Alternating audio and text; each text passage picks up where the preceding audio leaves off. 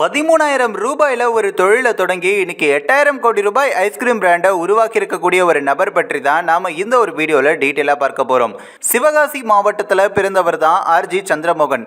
அதாவது இந்த இடம் பெரிதளவில் தீப்பெட்டிகளுக்கு பெயர் பெற்றாலும் அதே மாதிரி வெளிச்சத்திற்கு பெயர் பெற்றாலும் இவருடைய வாழ்க்கை என்னவோ இருளில் தான் மூழ்கி இருந்திருக்கு.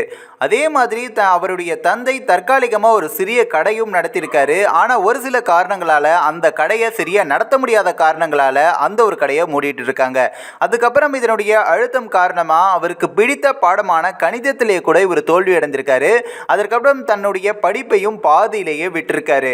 அதுக்கப்புறம் ஏதாவது ஒரு விஷயங்களை சாதிக்கணும் அப்படின்னு சொல்லிட்டு தன்னுடைய 21 வயசுல அவருடைய மூதாதையருடைய சொத்தை வித்து 13,000 ரூபாய்க்கு அப்படி வந்துட்டு ஒரு தொழிலை தொடங்கணும் அப்படின்னு ஒரு முயற்சியும் செய்தாரு. அந்த ஒரு முயற்சியில தான் ஐஸ்கிரீம் மிட்டாய் வியாபாரம் செய்யணும் அப்படின்னு அவருக்கு ரொம்பவே விருப்பமும் இருந்திருக்கு. அதுக்கப்புறம் அந்த ஒரு விருப்பப்படியே அந்த ஒரு வியாபாரமும் தொடங்குவதற்காக சென்னை ராயபுரத்தில் 250 சதுரடி இடத்தை வாடகைக்கும் எடுத்திருக்காரு.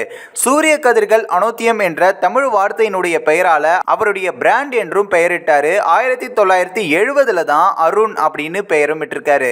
அதாவது இந்த ஒரு பிராண்டினுடைய யோசனை ரொம்பவே எளிமையானதா இருந்திருக்கு. கல்லூரி மாணவர்களுக்கு தள்ளுவண்டிகள் மூலம் குச்சி மற்றும் கப்பைஸ் மிட்டாய்களை விற்கவும் அருணிடம் 3 ஊழியர்களும் மற்றும் 6 3 சக்கர வாகனங்களும் மற்றும் 15 தள்ளுவண்டிகளும் இருந்திருக்கு.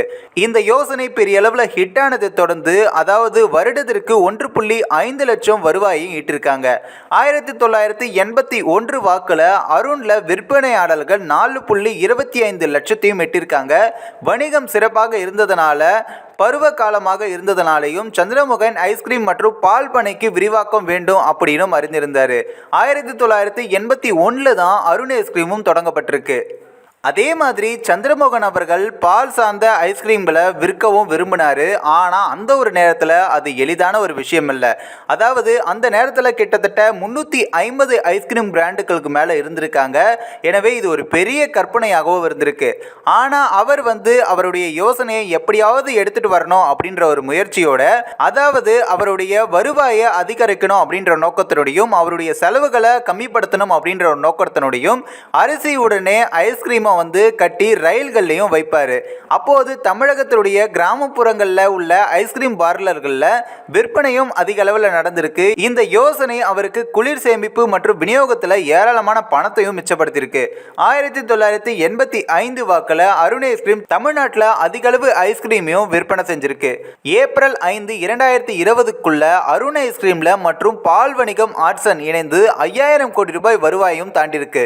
சந்திரமோகன் 2,800 ஐஸ்கிரீம் பார்லர்களையும் கட்டியிருக்காரு. மிகவும் பிரபலமான ஹைபால்ஸ் மற்றும் ஹைபால் மினிஸ்ல பாரம்பரிய இந்திய சுவைகளையும் வழங்கியிருக்காரு. அது மட்டுமின்றி இவரை பற்றி இப்போ இருக்கும் மக்கள் பிரபலமாக பேசுவதற்கு காரணமே, அதாவது ஒரு மனிதர் எப்படியாவது தன்னுடைய வாழ்க்கையில் முன்னேறிடணும் அப்படின்னு சொல்லிட்டு நல்ல ஒரு நோக்கத்துடனும் கடின உழைப்பையும் போட்டால் கண்டிப்பாக வாழ்க்கையில் முன்னேறலாம் அப்படின்றதுக்கு இவருடைய வாழ்க்கை பெரிதளவில் ஒரு எடுத்துக்காட்டு அப்படின்னு பல மக்களும் சொல்லிக்கிட்டு இருக்காங்க. இந்த ஒரு வீடியோ குறித்து உங்களோட கருத்துக்களை நீங்கள் மறக்காம கமெண்ட்ஸில் சொல்லுங்க. நம்ம த பீப்பிள் டெஸ்க் சேனலையும் சப்ஸ்கிரைப் பண்ணுறங்க.